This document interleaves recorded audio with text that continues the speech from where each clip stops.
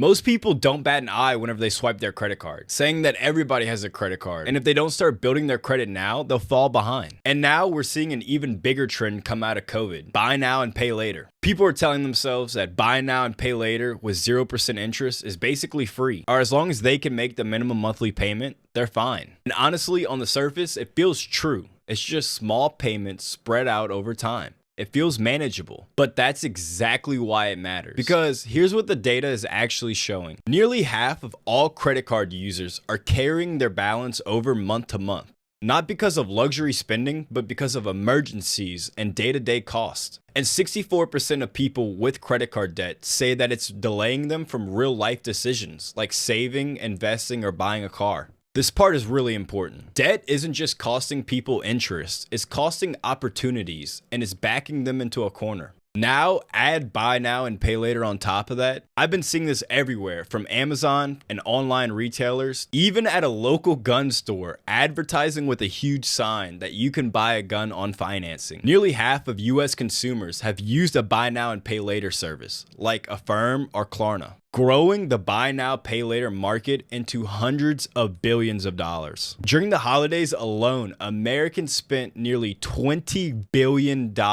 on buy now pay later services. Nearly 60% said that they used it to make purchases that they could not afford upfront. This is a major shift. Buy now and pay later was originally marketed as a smart way to make major purchases. But now surveys are showing that people are starting to use it for everyday needs, with roughly 1 in 4 buy now pay later users saying that they have used it for everyday goods. And around 40% say that they've missed at least one payment. This combination of how easy it is to use it and how heavily it's being advertised could be a recipe for disaster. Buy now and pay later makes purchases feel smaller. It breaks up one major payment into 4 smaller ones, and there's no interest, at least at first. But those payments can stack, and they don't feel like debt until 1 month gets really tight. Instead of debt becoming a last resort or a backup, it acts as a bridge, used to get people from one paycheck to the next. Then it's not convenient. It's pressure. And let's not forget what happened in the 2008 financial crisis. Tactics like buy now and pay later or point of sale financing are expanding the range of what can be financed. Lenders aren't just banks anymore. We're seeing them in apps in our phone, checkout screens on Amazon, and even local stores. When financing showed up in places that used to be cash only, or whenever debt became part of everyday retail, they're just disguising debt as convenience. And this shift to everyday debt is exactly what signals rising stress in our system.